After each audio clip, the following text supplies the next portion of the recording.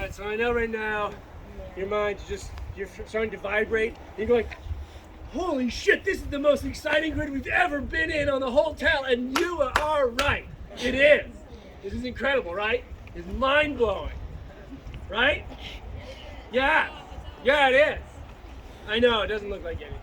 You've seen incredible things out of the town. You've seen walls and giant deep holes. You're thinking, what is this? This is nothing. You're wrong. This is incredible. This is the same time period as at the top.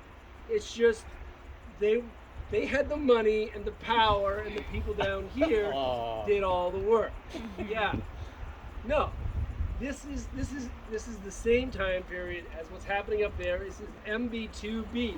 You're looking back through your time machine to about 3,500 years ago, and I am standing in a street or in an alleyway between the remnants of two buildings.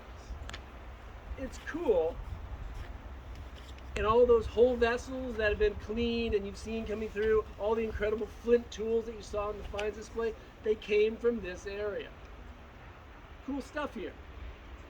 It doesn't look like much now because it's the deepest level and it has been dug through for numerous different purposes throughout those thousands of years. And so we only have the bits and pieces that we are putting together, and we have to connect the dots between all these separated buildings. Now I have in this alley bones and worn pottery and bits of pebbles, things that you would expect to be in exterior spaces where people are walking back and forth. And in the Middle Bronze Age, if you follow those walls down from the top, they kind of go along the slope and out and around, probably corner out around here. And these buildings are probably perpendicular, or sort of going the same orientation to those walls. When you were here last, there was a big wall in this area, and it looked kind of like it cornered with this one.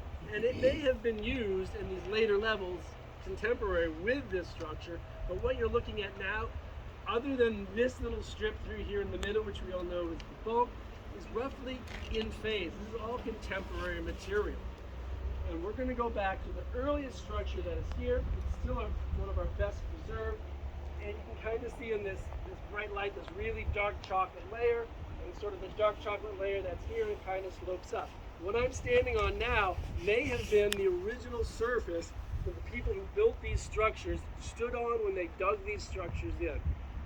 And then this material here is kind of the ancient topsoil that flowed down the hill, carrying with it some of that incredible flint material that you saw in the finds display, the blades, the scrapers, and the early Bronze Age pottery. So there was probably some early Bronze Age settlement or some remnant of that up here, and it's flowing down and smacking up against the side of these structures that are built here. We have here the corner of a wall, and a nice corner here, and there's actually a nice white surface that almost gleams in the light. So we have three rooms. I'm standing in a room here. I'm in the wall. I'm in the next room.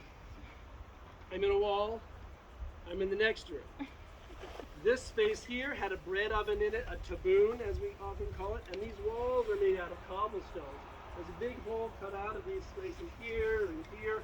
If you kind of have to reimagine what it would have looked like in its heyday, MB2B. These pits that we are excavating now are like a lot of other pits. They have human remains in them. These people lived in and amongst and with what we presume to be their ancestors. They were burying them close by. Children generally, or infants generally, in storage jars that are laid on their sides. Other children laid in pits with vessels stacked all around them, or adults, in many cases here, in a highly flexed position. I talked about before one of the earliest ones in this pit back here, with 6 vessels associated with it. We had a jar here, and a stack of vessels, and a sheep that was cut into pieces. A 7-year-old sheep stacked here at the feet, and the other individual in this space here with judgments near the face, and a box of wood inlaid with flat carved bone pieces. Of course, all of this was dug through, even from the 20th century, all the way down to this very earliest clay levels that are in the bottom of this structure here. whole house. On top of this, we had remains of two more phases of Middle Bronze Age, slightly different construction. So they continue to use this space. This continued to build up in street levels, which you can almost see, you can probably see in your section here with all these cobbles building up against the remnants of this building. One of the exciting things that we're going to have for next year is that below the building, the later phase of the building, we are finding, and you might be able to see all this red stuff that's popping up, similar to maybe tracers showing you from the Iron Age. This is now sort of a Middle Bronze Age destruction level that they built this later house on top of. We're finding remnants of surfaces that covered over this, sort of sealing it all over. Maybe these are working locations, or maybe these are destruction levels. We're not quite sure. But what we did find below some of the fills that covered over this area were smashed pottery all over this area. Probably restorable vessels. We don't know why all of these whole vessels were shattered here and later covered up. Why weren't they removed or broken up into small pieces like we have here, but they were probably covered over relatively quickly after they were shattered on the ground. That's why they didn't get busted and scattered. They were broken and covered. You can see all this, there was a really unique stand that was here, hollow both sides. And then on top of all of this, they put in another big wall, huge stones, this big around, I'm not exaggerating.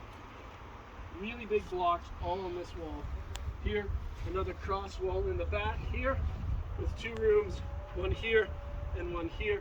And again, pits cut into them all over the place as they continue to use this, and the floor levels of the fills built up and covered them over, cutting into them time and time again to bury probably relatives. And so often these are accompanied by small vessels, generally perfume vessels or something as well. So we're not quite sure what we're going to face in the future with regards to this, all of this destruction. That's kind of what's happening next year. You can already see that we've come below probably the lowest level of this wall, and we're really going to enter into a whole new world next year. But it is still very exciting, even if it doesn't look like much in this decayed state. It's continuing to produce really good Middle Bronze Age material. Enough of the architecture is preserved for us to get floor plans, and I'm excited to dig in next year. And I thank those who helped me get to this point.